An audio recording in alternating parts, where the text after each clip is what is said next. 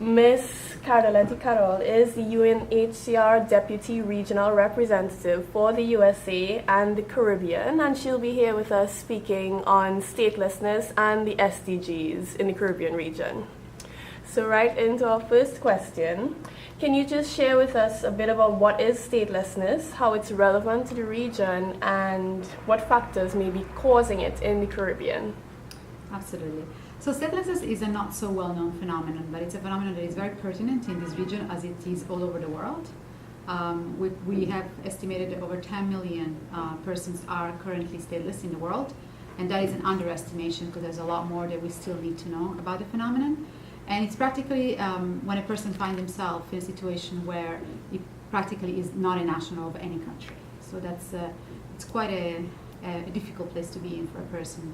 The person usually has no documentation, has no access to employment, has no access to opening a bank account, is not able to send their kids to school. So it's quite a debilitating situation in which to be in. And the UNHCR, of course, as the agency of the UN mandated to address the situation of statelessness, has taken it to heart to try and increase the advocacy and exposure of this problem in the world. It is very pertinent to the Caribbean. The Caribbean region has one of the largest situations of statelessness in the world, and has also within the Americas region, plays an important role in this context. So we're looking very much particularly at the Caribbean, but also the rest of the Americas region as being the first region in the world to eradicate statelessness by 2024. So it's a very ambitious goal that this continent has set for itself. Yes. That's good. Okay, thank you for that. And I know that statelessness is often even described as a sort of feeling of being invisible or having no place to belong. For the second question, how do the Sustainable Development Goals seek to address statelessness, and what would be UNHCR's role in this? Yeah, the SDG actually do not necessarily talk about statelessness. They do not direct the phenomenon specifically. But of course, there are a lot of the SDGs that are very relevant to this problem, and directly or indirectly try to sort of address it. One of them, of course, is specifically the SDG number 16.9, the target SDG 16.9, which aims specifically at looking at ensuring that individuals have a legal identity, so that individuals are issued with documentation, for example, birth registration, and so on. So that is a very specific SDG that is pertinent to the situation of statelessness. Of course, there are other SDG, for example, looking at the elimination of gender discrimination. Very often, gender discrimination is a key issue in sort of forming and creating a problem of statelessness. To give you an example, one of the biggest gaps in legislation is the possibility of mother passing on the nationality to their children. So by looking at the whole issue of gender discrimination, you then also tackle the problem of statelessness. So that's just to give you an example of how that is sort of approached from our perspective. There are also, of course, other SDG that, for example, when you're talking about access to education, making sure that children, whether or not they actually have documentation, are able to access quality education, it's extremely pertinent to the issue of statelessness. So I think these SDGs are, while not directly tackling the issue of statelessness, do have a very, very, very important role to play in ensuring that statelessness is addressed and gradually eradicated. Yes, thank you. So recently in Trinidad and Tobago, there was a regional course held on statelessness. So maybe you can share with us the importance of having that course at this point in time in Trinidad. Yeah, of course. We've actually been running a couple of courses. One of them was on refugee protection in the region.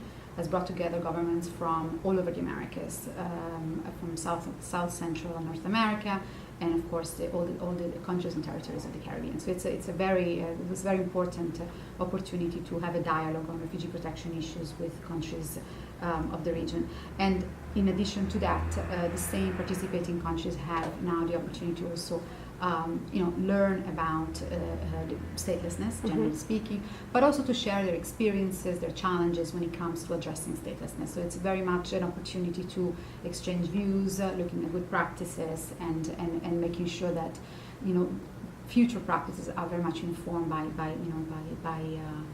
the legal framework that underpins the addressing statelessness fundamentally. So it's a very important course. We've been very pleased with the fact that it's held here in Trinidad and Tobago. In particular, this country has been taking a number of very important steps, particularly in the context of addressing refugee protection. It's one of the countries in the Caribbean that has had the largest number of refugees, and has taken a very responsible and proactive approach to addressing and creating the environment to receive refugees in a very positive manner. It's a country that is considering the drafting of a refugee legislation. It's a country that has established a refugee office and all the various procedures that are required to ensure that refugees have access to the procedures for determining refugee status, and that they can, of course, then have a normal life and be welcomed in the communities that have received them. So we are very pleased that the training is taking place here, also in recognition of Trinidad's leadership. I'm very happy to hear about those steps forward. And lastly, can you share a bit about the I Belong campaign to end statelessness in 10 years? Of course.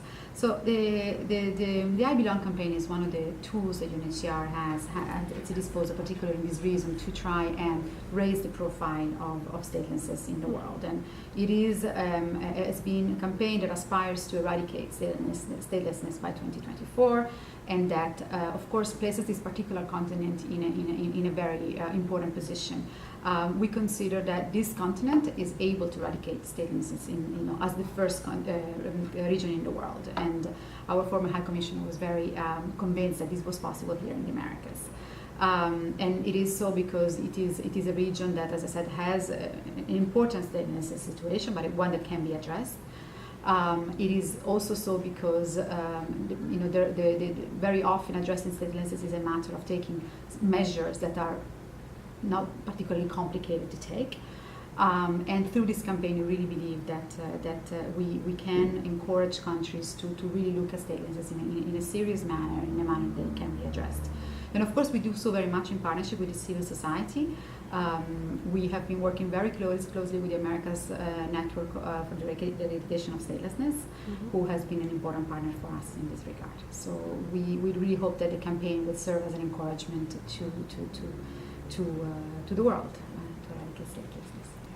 Thank you so much for being here with us and for sharing that bit of information on what UNHCR is doing, the initiatives that are going on. I do hope that in the coming years, we're, 2 years into the I Belong campaign.